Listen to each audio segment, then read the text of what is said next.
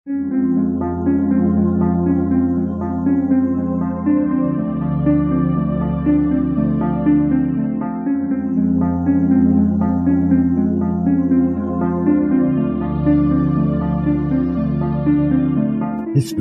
tells the story of the world and of our lives. Sometimes that history goes bump in the night.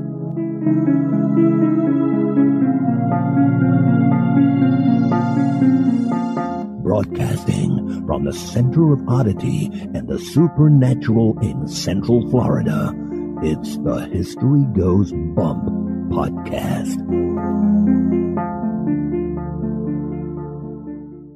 Hello, you spooktacular people. Welcome to this 478th episode of the History Goes Bump podcast. Ghost tours for the theater of the mind. I'm your host, Diane. And this is Kelly. Kelly, on this episode, we're heading to Iowa, and we're going to check out the Mason House Inn. There's a lot of ghosts in this place, a lot of experiences. We're only going to share a small portion of them. Looking forward to it. Before we do that, we want to welcome into the spooktacular crew, Jillian with a J, Amy, Tamara, Whitney, and Karen. Thank you so much for joining our Facebook group. And now this moment in Oddity.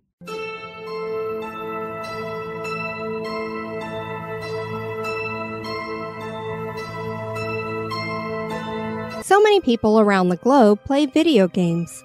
Recently, there was a Japanese gamer with about 1,000 subscribers on YouTube who had his credit card compromised by his beta fish.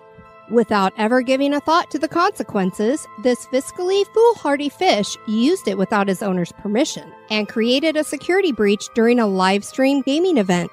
This particular gaming community actually used fish as the players. How do you ask? Well, the YouTuber devised a system that allowed their beta fish to play Pokemon games on a Nintendo Switch. The fish tank actually has sensors that act as buttons on the gaming device. The recordings of the beta tells the characters which way to move or how to make decisions. Prior gaming attempts were in Pokemon Sapphire, where the fish in question beat the game and garnered 450,000 views. However, the security breach occurred during a game of Pokemon Violet during a live stream. After 1,000 hours of playtime, the game glitched and the Switch changed to its home screen. The beta just kept swimming, obviously, and in doing so, inadvertently opened up the Nintendo eShop, where the opulent opponent purchased $4 worth of points using his owner's credit card. Doing so exposed his owner's account information to the live stream audience. This feisty Fishy was not done there. He also proceeded to download an app to play Nintendo 64 games, spent reward currency on a new avatar, asked for a confirmation email from PayPal, and changed the name of his owner's account to Rowawawawawa. These days, we all need to be cautious to keep our credit cards safe and secure. However, one thing is for certain, a fish stealing financial information, sharing it, and then proceeding to go on a shopping spree certainly is odd.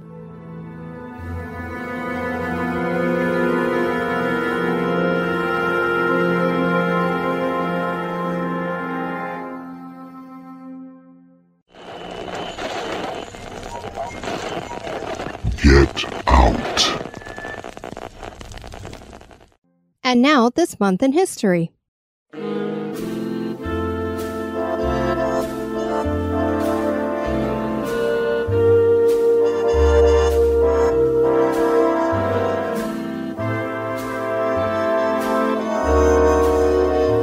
In the month of March, on the 10th in 1862, the first issue of U.S. government paper money occurred as $5, $10, and $20 bills began circulation. These were also known as Greenbacks due to the green ink on the backside of the paper money. The government began the issuing of this paper money in the effort to help finance the Union cause during the American Civil War. At the end of the war, fiscal conservatives demanded that the government retire the Greenbacks. This was opposed by farmers and others who desired to maintain the current higher prices. The Panic of 1873 and the following Depression polarized the nation. At that time, farmers demanded more greenbacks be issued or unlimited silver coins. In 1874, the Greenback Labor Party was formed, and after Congress passed the Resumption Act, the greenbacks were able to be redeemed in gold. The Greenback Labor Party made the repeal of the act its first goal. Eventually, a compromise was made that kept the Resumption Act, the expansion of paper money redeemable in gold, and enacted the Bland-Allison Act. This new act created a limited resumption of the coinage of silver dollars. By 1878, most people supported the expansion of currency and thought that the best chance of success was to move further towards the unlimited coinage of silver.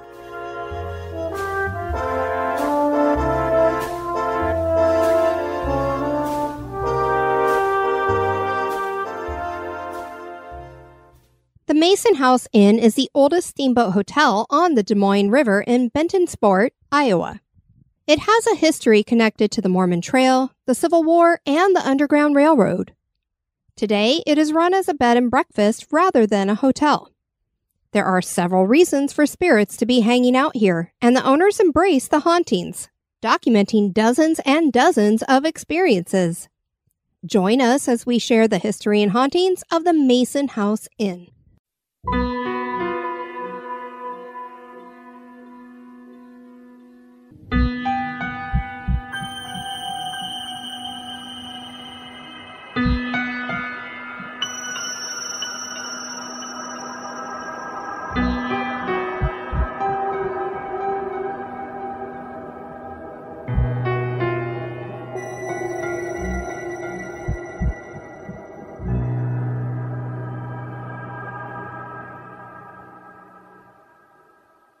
Bentonsport is a small village along the former Iowa Mormon Trail. The village was founded along the Des Moines River, and that made it an important port for steamships along the river. Charles Sanford was the first settler in the area, and he built a trading post here in 1836, and it was called Ross Settlement. The name was later changed to Bentonsport for Senator Thomas Hart Benton of Missouri, who'd been known as Old Bullion and was an architect of manifest destiny. On June 21, 1837, the Board of Supervisors of Van Buren County granted licenses to two men named Isaac Reed and Henry Smith. This gave them the right to run ferries across the river between North and South Bentonsport, and they would transport all kinds of things, from equipment to humans and every kind of animal, and even whole wagons with a team. Can you imagine you just throw the wagon on there with the team still hooked up? Just drive them on, just like a normal automobile ferry today. That's exactly what I was going to say. It reminded me of is you just pull on. I remember I went to one of the Outer Bank Islands there in North Carolina and just got right on there with the SUV and the trailer hooked right up. Just sat in the car and went across the expanse. Just no horses in tow. Yeah, no. Bentonsport flooded twice, once in 1851 and another time in 1903. The oldest wagon bridge of its type is located here and was built in 1883. Today, this is mostly a tourist area with several bed and breakfasts, and Mason House Inn is one of them. The Mason House Inn was originally named Ashland House and was opened as a hotel for travelers on the steamships in 1846. At the time, this was located next to the post office, just to the right of the river bridge overlooking the river. The hotel was built by Billy Robinson, who is a Latter-day Saint from Nauvoo, Illinois, and was designed in the Georgian Federal architectural style and stands 2.5 stories with 21 rooms. The top row of windows on the front entrance feature a large central window that is balanced by 2 quarter-circle windows, making it unique. And those quarter-circle windows are like the ones that everybody knows from the original Amityville house, the way it used to look with those windows. So when I looked at it, I'm like, oh, other than having the big central window between the two, it has that kind of look with those windows. A tugboat struck it in 1851, but only caused slight damage, which we believe can still be seen today. Yeah, I think there's still a little bit of a crack on the outside of the hotel there. By 1857, a couple named Lewis and Nancy Mason owned the inn, and they renamed it the Phoenix Hotel. But eventually, the place just took on their name, and it's been the Mason House ever since. During the Civil War, Iowa was Union and a safe haven for runaway slaves. The hotel soon found itself on the Underground Railroad, as it was 10 miles from the Missouri state line and made a good first stop. The hayloft of a barn on the property was used as a hiding place, as was a tunnel in the back that was connected to a wood shed. Senator William Ernest Mason was the youngest son of Lewis and Nancy, and he wrote of this time when he was 10 in his autobiography. If I became interested in 1856 in politics, I was more so in 1860. William was 10 years old in 1860. So this guy, as a kid, was interested in politics. I used to listen to my father's talk about politics and go out to hear him and others speak on that subject. I cannot remember the year when we used to help the runaway slaves. I remember my first experience. I was sent out to the barn with a basket of bread and meat and told to take it up to the hayloft. I did so, and as I put the basket on the floor near the stairs, I saw 2 or more black curly heads stick out from the hay. And you can imagine my fright, and that it did not take long to get back to the house. I was smart enough not to tell anyone, for if I told, the poor fellows would have been sent back to slavery. I learned afterwards that my father's house and barn was the first station on the Underground Railway, being about 10 miles from the Missouri line, and that the Negroes came in the night, knew where to go, and were fed and slept and directed on to a Quaker settlement at Salem, as near as I now remember.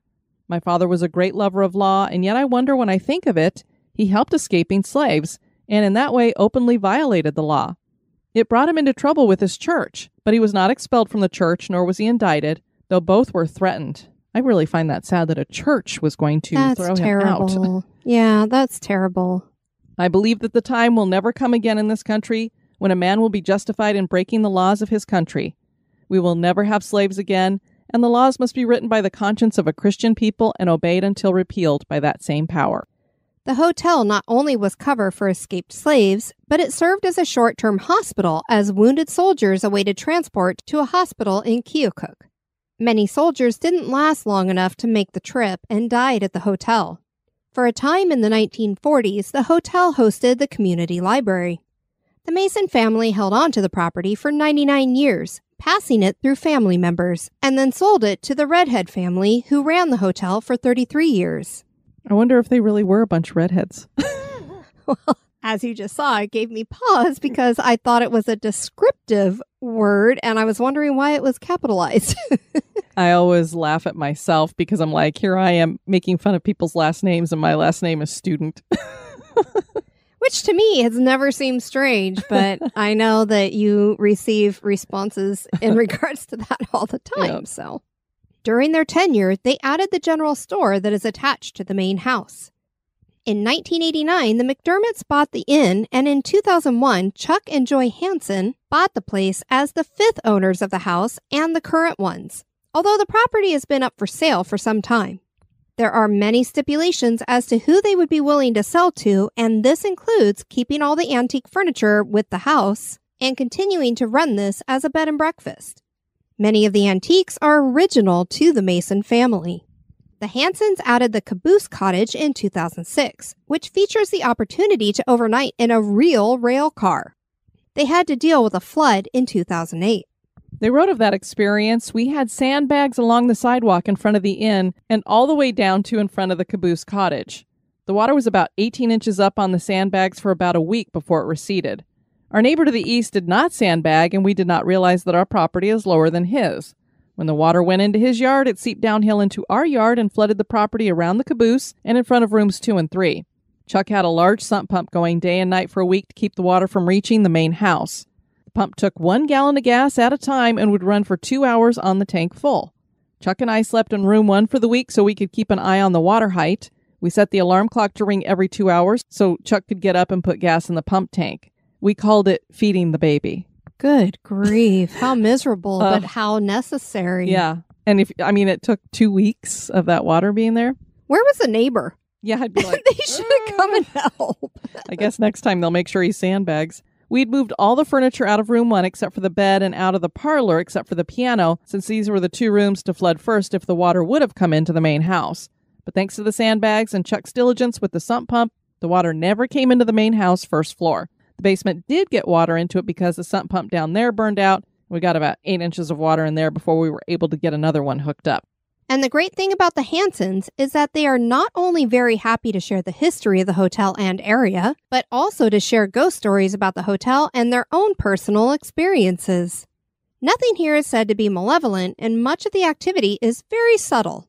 And apparently, the spirits have requested that no ghost boxes be used during the investigations. Yeah, I was reading through all their rules and regulations about doing an investigation, which every place has them. And when I saw no ghost boxes, I was like, well, that kind of stinks, but maybe they don't want the guests to be disturbed. And then as I read on further, I'm like, at the request of the ghosts? I was like, what? Yeah, and that's interesting because we've found it to be the best way for spirits to communicate with us. Yeah, so now all of a sudden it makes me go, do they find the static sound as irritating as we do? Well, what about Estes? Yeah, well, I guess that's true. I don't know if they can hear past. I mean, we don't know until we get there. I don't know if they can hear what's going through the headphones or right while they're trying to communicate. Yeah. Interesting. Yeah, because I hate listening to it. But it is cool that the hotel readily welcomes people to investigate. For $500, your group can have the main house to yourselves. Or you can just book a room and do a little investigating while sharing the place with non-ghost hunters. The hotel even had the Today Show name it as one of the most haunted hotels in America. We all know they're the experts, but I just thought it was kind of cool that it at least got some kind of attention there. Yeah, definitely. There are many possibilities for who could be haunting the inn, and the current owners believe that they have had a couple hundred spirits come through. What? Goodness. So I'm like, that's a lot passing through. One spirit has been nicknamed the Ghost Dog. The story here is that a young woman was killed by her estranged husband in 1883 in the hotel's parlor. Her dog went after the husband and mauled him to death on the front steps. Good boy. Yeah, good puppers. The poor dog then mourned himself to death, refusing to eat. Oh. Dog's spirit is seen still waiting outside the parlor window for his girl. Lewis and Nancy Mason were the original Masons to own the hotel, and Lewis died in the hotel in 1867 from cholera. People claim that he is here in spirit. The couple's bedroom was what is now room 5, and their bedroom set is in there. Can you imagine they have the original bedroom set from the Masons? That's amazing. Mary was the couple's second daughter, and she and her husband Frank Clark helped Nancy run the inn. That was, of course, after Lewis had died. They eventually handed the inn over to Mary's niece, Fanny, and moved to Washington, D.C. After Frank died there, his body was brought back to the hotel to be waked. Mary stayed on to help Fanny until her death at the hotel in 1911 on the 3rd floor. Several people have seen both Mary and Frank. He's usually in a black suit, and the couple are sometimes heard arguing in rooms 5 and 6. Fanny died at the hotel on May 24th, 1951, and the circumstances are sad. She died sitting in a chair by the fireplace in the dining room and had been dead for 2 to 3 days before a fellow business person came to check on her. He saw her through the window and had to break it to get to her. Her apparition is seen wearing a gray skirt and white blouse and is most often in the dining room or parlor. A Confederate soldier named Markey who died at the hospital is here. Another soldier who was 34 years old named Harold died here after being seriously wounded. He is seen in boots and likes to lay on the beds and knock on the walls in Morse code. It is believed that the hotel may have also become a tuberculosis sanitarium for a while in the early 1900s, and a child spirit from that time is thought to be here. A doctor lived at the hotel in the 1940s and brought some of his patients there for care, and some of them may have died in the inn. One of these people was a grandmother of a woman who took a tour at the bed and breakfast. And 2 girls named Amanda and Anna have told investigators that they died from injuries under the care of the doctor at the inn. Another old man named Elmer argued often with the proprietor of the inn, Mrs. B.R., from 1956 to 1989, and he decided to off her one night. He climbed a tree behind the inn holding a shotgun and a rope. His plan was to shoot the woman, but instead, she came home and found him hanging from the tree by the rope. Karma. Indeed. Police reasoned that he was drunk and accidentally hanged himself, although a note in his pocket claimed that he had planned to shoot Mrs. B.R. and then hang himself. The tree creaked in an awful way for quite a while before it was finally cut down. Chuck and Joy not only embrace the paranormal going on at their B&B, but Joy documents the experiences in journals. We're going to share several of those entries. She started keeping the journals in 2003. The Hansons had 3 daughters, Cindy, Kristen, and Ginny, and they all experienced things. They had alarm clocks that would set themselves and go off. When the spirit was told to stop, it did. Beds are found messed up after they've been made. Floors are heard creaking and doors lock on their own. Joy sometimes leaves the front entrance unlocked to make it easier for guests to get in, especially during bad weather, and Joy would have to let the guests in because the door had locked. Apparitions have been seen in the mirrors, some that look like gray fogs. And now a little break for a word about one of our sponsors.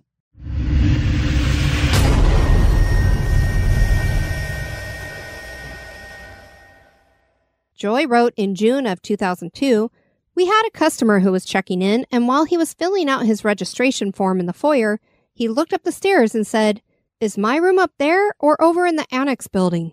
I told him his room was in the annex building, room 2. He said, good, 'cause you have a ghost up there and I just can't deal with that tonight. He's like, there's a ghost up there. I don't want to have to deal with that. La-di-da. He requested no breakfast and he was gone the next morning when I got up. Another customer around the same time was checking in, and as she was filling out her registration form in the foyer, kept looking up the stairs. She said, did you know you have a ghost up there? I answered that we had been told that, but never saw anything ourselves.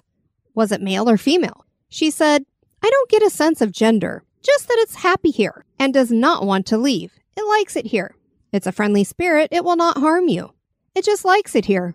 It may not have been someone who died here. It could have been someone who liked to come here when it was alive and has just come back. It does not want to leave. That's about all she could tell us. We now know that it was Curtis. So we have a name here for one of the spirits, Curtis. In 2003, Joy wrote, several times I've encountered a cold spot in the hallway on the second floor. I get a momentary feeling of disorientation and then it's gone.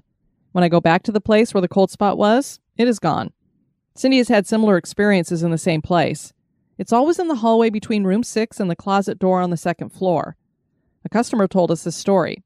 One night when he was staying here, when the McDermotts owned the inn, there was a knock at his bedroom door late at night. He answered the door, but there was no one there. He closed the door, and there was a knock again. Once again, he opened the door, but there was no one there. The next morning at breakfast, the other overnight guests were all talking about how they'd all had similar experiences the night before with someone knocking on the door, but no one was there. About 1 a.m., I heard the door to our bedroom squeak open. I heard the floor squeak twice as if someone had entered our bedroom. It was dark, and I did not have my glasses on to be able to see anything. There was a pause, and the floor squeaked twice, going back out the door. Then the door closed with a loud boop. This woke Chuck, and he sat straight up in bed. The next morning, he said it felt like a cat was sleeping on the foot of our bed. He could feel the vibrations like purring on his left foot. But when he looked, there was nothing there, and then the phone rang, and the vibrations quit. The Hansen's daughter, Kristen, had this experience in 2003. She was climbing the stairs to her room on the 3rd floor, and she saw something white out of the corner of her eye standing in the doorway to the front bedroom. As she got closer to get a better look, it disappeared. The vision lasted only a moment, but the impression Kristen got was that it was an old woman in a long white dress or nightgown, about the same height as she is, 5'4". A guest shared in June of 2003. This morning after breakfast, the guest who had stayed in room 5 the night before called me aside and said, I don't mean to scare you or anything, but did you know you have a ghost here? It's amazing how many people tell him that. Did you know you have a ghost? I answered, well, yes, we have suspected it. Did you see something? She answered, sort of. Last night, I was sitting in the rocking chair in my room reading a magazine. My husband was in the shower. Suddenly, the room got really cold, and I got goosebumps all over my arms, and the hair stood up on my arms and the back of my neck. Then I saw an area of fog begin to form over by the twin bed. I just watched as the fog got thicker, and I could almost see the head of an old man. But then the fog just vanished. Then the room warmed up, and I thought to myself, that was interesting. And I went back to my magazine. Yeah, just a little interesting. It was not scary or anything, just interesting. So I just wondered if you knew you had a ghost here. I love how everybody is just so nonchalant. I know. It's like, no big deal. But did you know there's a ghost, and they're not even worried that they might think they're crazy. Joy wrote in August 2003, yesterday we had 2 people here who said they could see and sense several ghosts in the inn. Their names are Dan and Jessica. The ghosts or the people? I'm assuming it was the people. I know. They said there's a little boy about 10 or 12 years old who sits on the second floor landing and waves at people as they pass by. This might be George. Then he's sad when they don't wave back. Aww. That makes me sad. We need to go take him a bear. Yeah. They said there is a bloody body on the sidewalk in front of the inn. Ooh. Someone fell down the back staircase and broke her neck. Someone was killed in the dining room by the bay windows by 4 men at about midnight, and it's reenacted every night. Yikes, I wonder if they hear noises in the dining room that pertain to that. Something bad happened in room 7, and there's still a lot of bad energy in there. Now, they don't feel anything bad in their hotel, so I don't know if that's true or not. The doctor equipment in room 5 still holds lots of energy from its owner, and something bad happened in the hallway outside of room 7, and there's a lot of bad energy still there. There's a woman in the southern 3rd floor room who likes to look through our stuff in there. We use that room as a storage room, and Cindy says she hears things moving around in there. They said there's a protective spirit in the dining room who likes to take care of the house. Fannie Mason Kurtz died in the dining room in 1951, so she was the one that, died by the fireplace. Dan said he saw a woman brushing her hair while seated at the mirror in room 5. She turned to look at him when he entered the room and then went back to her grooming. All in all, they said the ghosts know we are here. They are aware of us. They don't like it that we are here, but they are used to us and won't hurt us. The little boy is mischievous and likes to play pranks. Well, that's interesting. They don't like having them there even though they've taken care of the house? I guess. We had 2 different guests mention things today. One was a man who took a tour of the inn and later commented that something violent happened in room 7. Well, there's a second time they've gotten that about room 7. He got some very strong feelings when he was in there. The same day, there was a lady eating lunch in the dining room. She kept looking over towards the fireplace. Then she commented to her friend that there was a spirit in the room. The friend said she should tell the owners. I happened to be clearing the table nearby and heard all this. The lady then looked at me and said, "Someone died in here." I said she was right. The lady said, "It was a woman. She died here by the fireplace. She's still here in the room walking among the guests. She is happy." I told her about Fanny Kurtz. The lady said, "She is still here." Joy has seen a spirit named Buck several times. She wrote this in 2005. Tonight I was struggling to get a large piece of wood in the wood stove in the keeping room. It was heavy and a little too big and already burning on the far end. Yikes, you better get that in the stove. Yeah, no kidding. I was struggling to get it into the stove when I heard the floor squeak behind me. I turned my head just far enough to see a man wearing a long-sleeved cream-colored shirt standing outside the bedroom door watching me. Because I was not looking through my glasses lenses, the figure was fuzzy except for color. Thinking it was Chuck, I knew he was wearing his long john shirt, which is cream, and he was in the bedroom watching basketball. I went back to my wood thinking he would come and help me push. When he did not come help me, I looked again, and he was gone. Just then, the wood slipped into the stove, and I closed the door and went into the bedroom to ask Chuck why he did not help me. You can just imagine she goes in there ready to hit him upside the head, and he's like, "What did I do?" What's wrong with you? You saw me struggling. Chuck said he did not go into the keeping room. He did not know I needed help. He had been in the bedroom all along. I think it was Buck again. He wore a cream-colored long-sleeve shirt when I saw him before. And this was from April of 2005. Last night, we had a group here from Iowa State University having a staffing retreat. This morning, I was in the kitchen listening to the chatter in the dining room during breakfast. The people were discussing whether they had slept good or not. My ears pricked up on the lady who had been in room 7. She said every time she was about to doze off, she got a poke in her arm. She thought it was a muscle twitch, but it felt like a poking, and it went on all night long, so she did not get much sleep. When I went to clean room 7, it was obvious that the lady had slept on the right side nearest the window.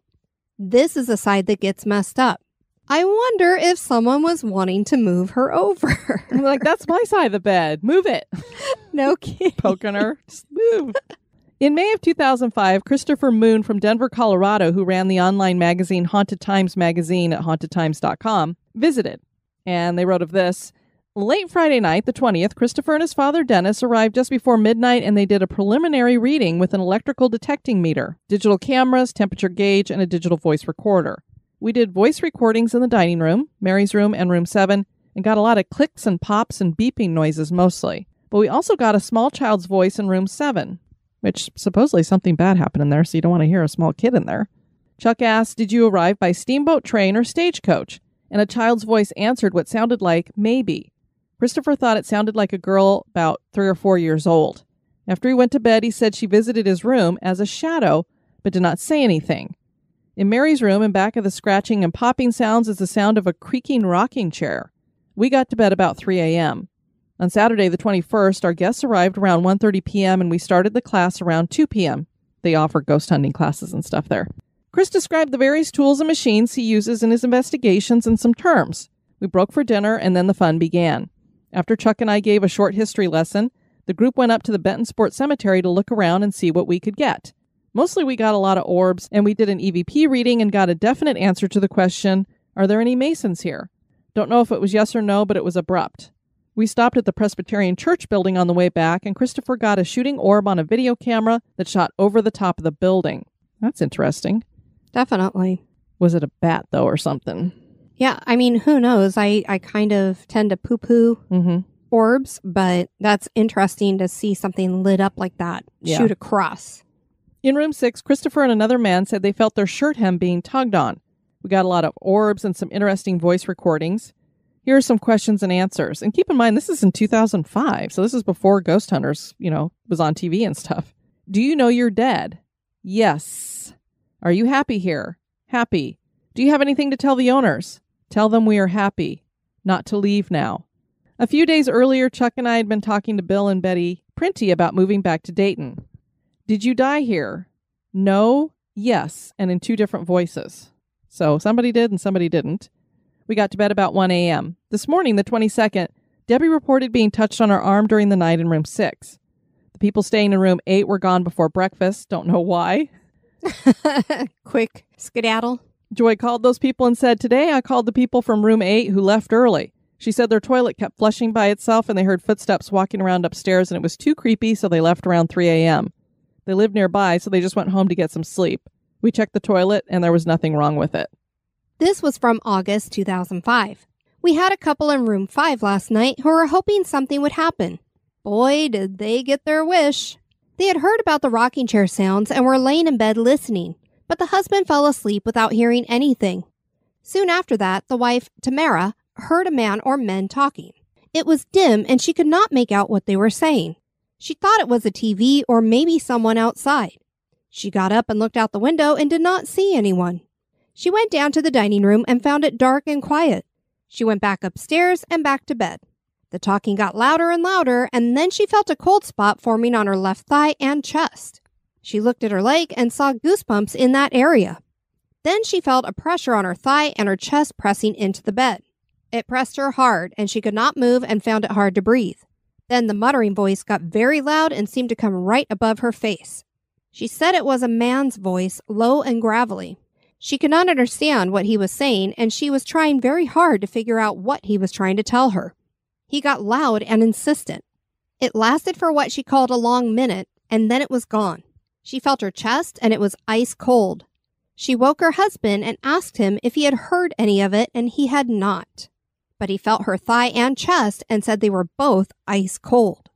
This was from November 2005. This morning at breakfast, the lady who stayed in room 5 last night asked if any of the guests had a little girl. We said there were no children. She told us that last night, as she was climbing the stairs to go to her room, she saw a little girl, about 3 or 4 years old, run across the top of the stairway, like from room 4 area over to room 6. She was wearing a long white nightgown and just ran across, and that was all. But there were no children guests in the inn that night. Did she see Robin? It's amazing how many different names they've got here. Why don't we jump forward to 2009? Chuck and Ginny and I have been sleeping up in room 7 because our room is so cold. Our room office is in the old horse stable building and there's no heat in there. Ooh, I wouldn't want to stay in there either. We have a space heater going, but when it's in the minus degrees outside, like it's been lately, the space heater just can't keep it warm enough to sleep in there. Anyway, all the guest rooms have their own heaters and are nice and toasty warm, so we've been sleeping upstairs. A few little interesting things have happened, like one night I heard Ginny shifting around in her bed, like she does when she's being annoyed. Then I heard her say, "Stop it, that's my blanket." Then she went back to sleep. I asked her about it the next morning, and she said someone kept pulling off her blanket. She did not know who it was. One night, Ginny and I had gone to bed, but Chuck had stayed up to watch a football game. About 11 p.m., I heard the bedroom door open, close, and footsteps shuffled into the room, but nobody got into the bed. I looked, expecting Chuck, but no one was there. At least it didn't get in the bed with her. Right. Chuck finally came to bed about midnight, and I asked him if he had looked in on us earlier, and he said he hadn't. Well, somebody did. The next morning, there was a lot of knocking going on in the room.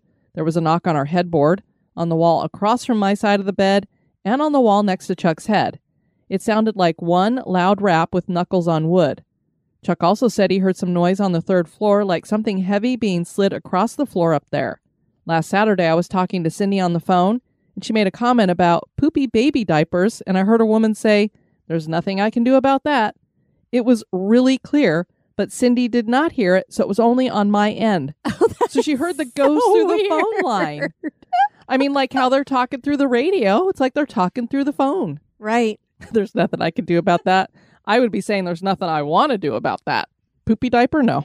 I don't know if that was paranormal, but it was definitely not normal. We've had voices in the phone before, but not that clear. And this is 2009, so you don't have the operator listening in and making comments, of course.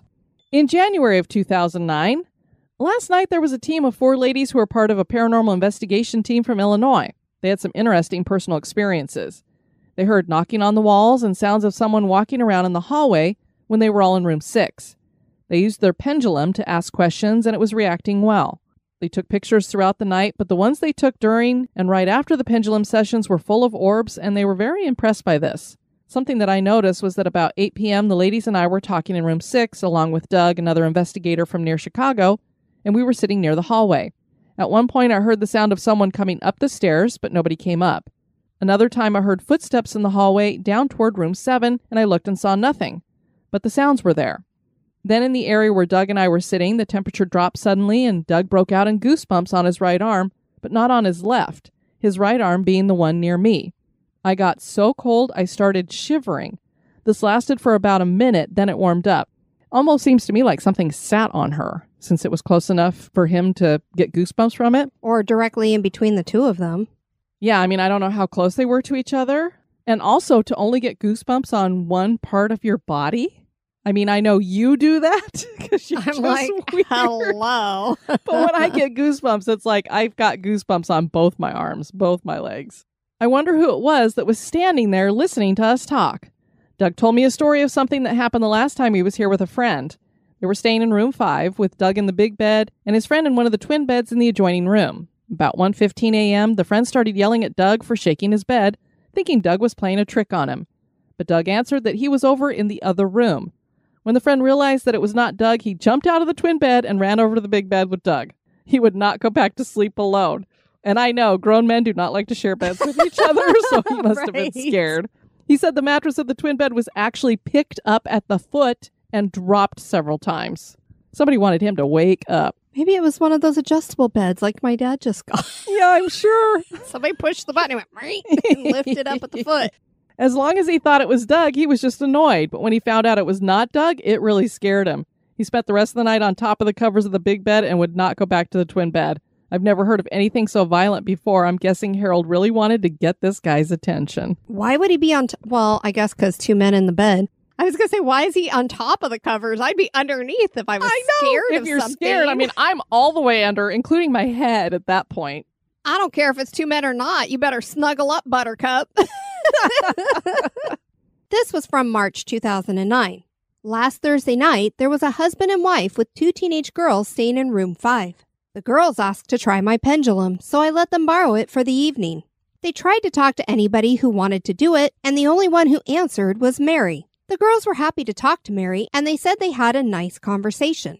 During the night, the 2 girls were in the twin beds, and they heard footsteps walking around and around near them. One girl saw a glowing orb next to her bed, low to the ground.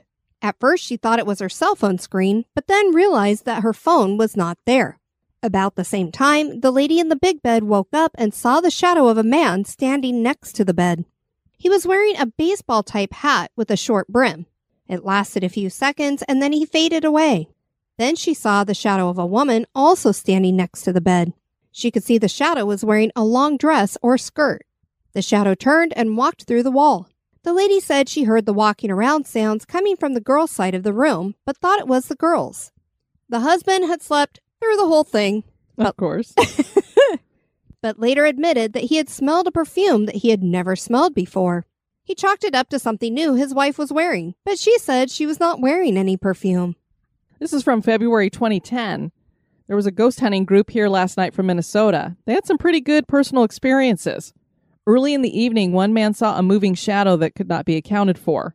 The woman heard the scratching, tapping sounds that we've heard in room 1, except she heard it in the parlor. The K2 meter reacted whenever the group talked to Harold. They heard little running footsteps in the hallway like those of a child. Betting that's Robin, the little 3 or 4-year-old. The woman had an experience in her room during the night that disturbed her enough to go to sleep in another room. She did not say at the time what it was that disturbed her, and she left early, so the leader's going to talk to her tomorrow to see what happened. They're going to review their video and audio recordings and let us know if they get anything interesting. And then also this morning, Ginny and I were in the kitchen. She was making her own breakfast, and I was making breakfast for the guests. She looked at the wall calendar and noted that tomorrow's Valentine's Day. So she said, "Happy Valentine's Day." And a man's voice said, "Thank you." She looked at me, and I looked at her, and I asked her, "Who said that?" She shrugged and answered that it must have been Dad. I went and looked in the dining room, and there was no one there. Chuck I knew was in the bathroom shaving, and it was not his voice anyway. It was a deeper tone. It must have been Curtis again. I think he likes to hang out in the kitchen. That's great. And he clearly thought she was wishing it to him. Indeed. This is from March 2010. This past weekend, we had a ghost hunting group here from the Des Moines area. Right away, they started having some interesting experiences. While looking at the doctor's equipment in room 5, the bathroom door swung closed and latched. Nobody was near it, and there were no windows open, no breeze, no explanation. Later, the doctor's equipment started swaying and swinging on their hooks. The group tried to duplicate it with walking around and near it, but could not duplicate it. During the night, one member saw a girl in a white nightgown standing on the landing and took a picture. They heard music and people talking, but could not figure out where it was coming from. The twin bed in room 5 by the wall was shaken during the night. It really surprised the young lady sleeping in it. I bet it did. Yes, indeed. I don't know how many earthquakes they get in that area. I don't know. They heard footsteps in the hallway and up and down the staircase. And they heard footsteps up on the 3rd floor when nobody was up there. In room 6, the people saw moving shadows and heard footsteps in the room and hallway. About 2 a.m., there was a loud bang, but nobody could explain where the sound came from. They got lots of orbs in the pictures and had wild temperature swings during the EVP sessions. While sitting in the parlor, they heard footsteps and a sound of chairs moving in the dining room, but nobody was in there. All in all, it was a very exciting and interesting night for them. And in April 2010, the 3 ladies who stayed in room 7 this past weekend had a busy time. The 2 sharing the big bed said that every time they closed their eyes, the bed would shake like somebody was bumping against it. They were watching a movie on their laptop, and one saw a little girl run across the room behind the computer screen. The lady in the twin bed said she felt a cat jump onto the bed and curl up. The other lady took a picture, and they got what looks like cat eye-shaped orbs. They went around the inn taking pictures of the different rooms and got a very bright orb in room 6 with the face of a bald man in it. They also got 2 orbs outside Ginny's room that have the face of a girl and a cat. They have been here several times and always get some interesting interaction. I think the spirits like their energy. This is from June of 2010. We went on a little vacation last week, and when we returned, we found quite a surprise. We'd cleaned all the rooms before we left, knowing we had guests arriving as soon as we got back. I'd done a check of all the rooms to make sure they were ready before we left, so when we got back, several beds were messed up. Those darn ghosts, they sure don't help out much, do they? Room 5's twin beds had cat footprints in them, and the pillow had a head divot in it. Room 6's big bed looked like somebody had sat in it, rear end marks. And room 7's twin bed was really messed up. The quilt was pulled down and the pillow was in the middle of the bed. Somebody had pulled a Goldilocks on us and tried out the beds. The next morning, my parents, who've been staying in room 1, said they heard footsteps up in room 6 all night long. Somebody was up there walking back and forth and back and forth. They thought somebody had checked in already, but nobody was up in that room during the night. And then in August 2010, there was quite a bit of activity this weekend. The couple in room 7 said they felt somebody sit on the foot of the bed during the night. When they came down for breakfast, they had made the bed, and when they went back upstairs after breakfast, the bed looked like somebody had been laying on it. Curtis is up to his tricks in there. The ladies in room 5 used the pendulum to talk to Harold, Curtis, Fanny, Amanda, and Mary. During an EVP session, they all heard 2 pop sounds coming from the opposite corner of the room. The twin bed by the wall was knocked on underneath the mattress. The chandelier swung for about 20 minutes, then stopped. The ladies could not recreate it and keep it swinging for that long. They locked their door, and in the morning they found it unlocked. The curtains were swaying in and out, and they could not recreate that either. I think Harold was having a good time with them. From Halloween 2010, wow, what a busy night we had last night. We did one of our ghost story dinners and had 21 people attending. During our program about the things that happen around here, we heard a lot of thumping upstairs on the 2nd floor. It's kind of like they're like, yep, that's us. It was going on in rooms 4 and 7 and in the hallway. We all heard it. We made sure everybody was in the dining room and nobody was upstairs. Later, I asked Curtis about it on my pendulum, and he said it was the children playing. During the night, the people in room 6 heard a woman singing up on the 3rd floor above their room. That must have been Mary, since her room was up there. The people in rooms 1 and 5 both heard children playing and giggling in the foyer and on the staircase. The people in room 8 heard shuffling footsteps outside their door about 2 a.m., and they had a K2 meter, and they asked yes and no questions and found they had Morris and Harold in their room. Then a lady told the spirits to touch the K2 and make the Christmas lights come on if the answer is yes. She asked several questions to narrow it down to Morris and Harold. During our evening program, the lady got really cold on one side and her leg felt like someone was sitting on her. She asked if that was Morris sitting on her lap, and the K2 indicated yes. In a different room, I was talking to Curtis on the pendulum, and he also said yes, Morris likes the lady. Uh-oh. Oh my. And TKS617 wrote in 2019, usually I leave reputedly haunted places disappointed without having had an experience. I definitely did not leave the Mason House Inn disappointed on that count. Some very strange things happened, and I felt as if mischievous spirits were at play. Yeah, that was written on a TripAdvisor review or a Google review, something like that. So I wanted to show not only do we have Joy keeping track of all this stuff up through 2010, I don't know if she just got tired of doing it, but here we are still in 2019, stuff happening there. There are literally dozens of experiences here, which makes it hard to not believe that something unexplained is going on. Just how many spirits are here is a mystery. Is Mason House Inn haunted? That is for you to decide. It's about 3 hours away from my sister, so I don't know that we'll ever get over to that area. I know our niece is in college in Des Moines, so we'll have to see. It's a possibility. We'd love to have you guys check out our website at historygoesbump.com. If you want to send us some feedback, you can do that at historygoesbump@gmail.com. Ed wrote us. He said, "Good afternoon. I hope you two are doing well. Last week I had meetings in Georgia, and I purposely scheduled my last appointment near Savannah.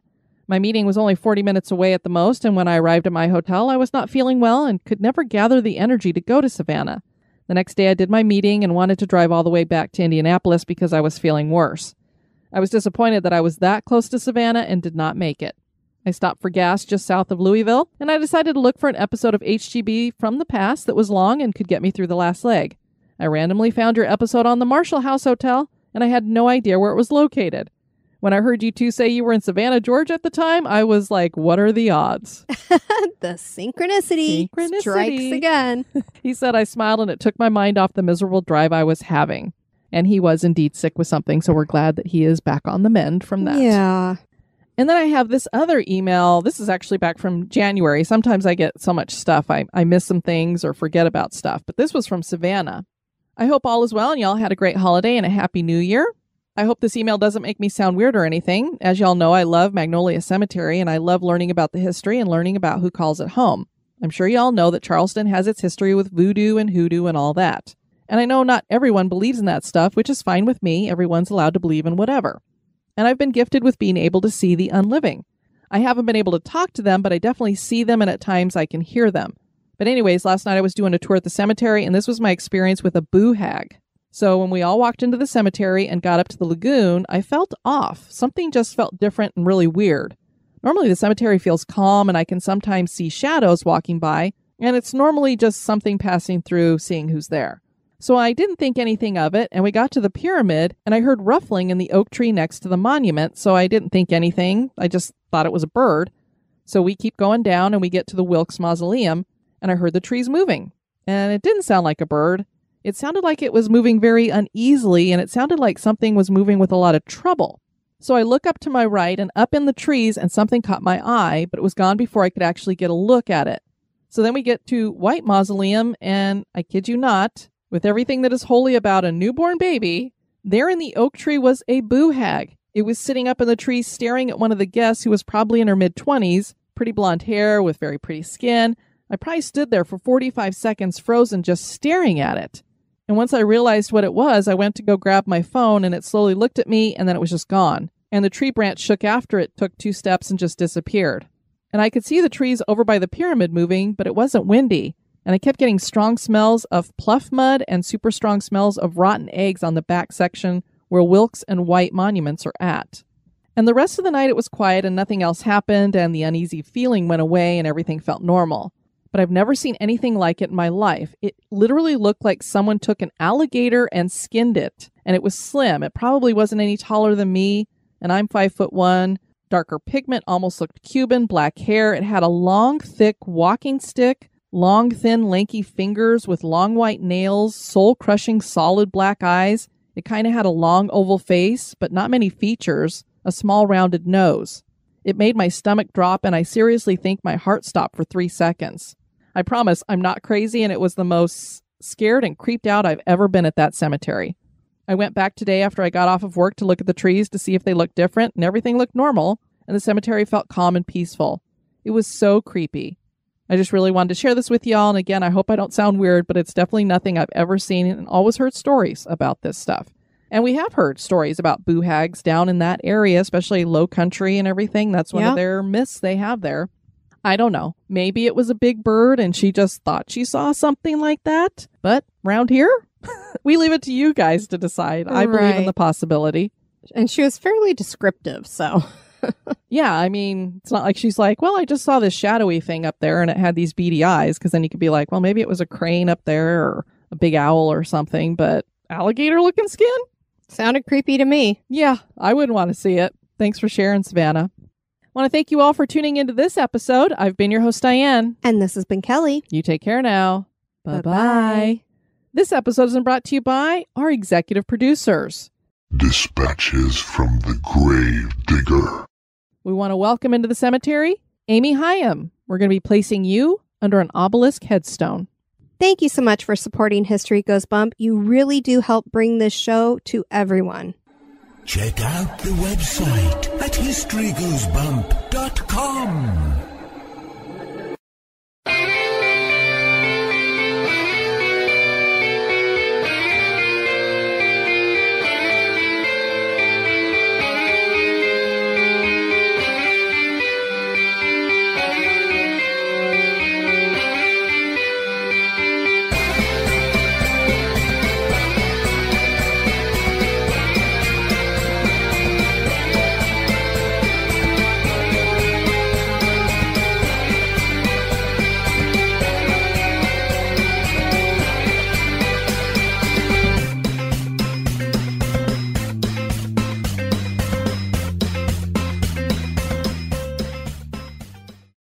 A tugboat struck it in 1851, but only clawed It clawed its way up. Caused slight damage.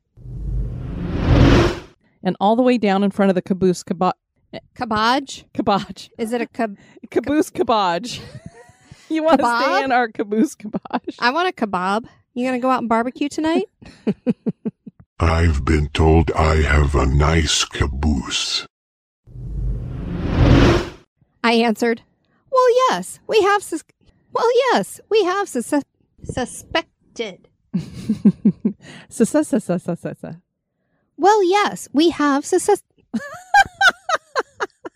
Sorry, I think I messed you up.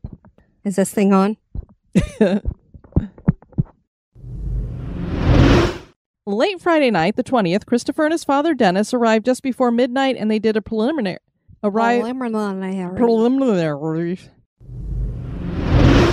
few days earlier, Chuck and I had been talking to Bill and Petty. Betty or Petty? Was she a Petty Betty? Well, their last name is Prinny, so I got it kind of screwed up.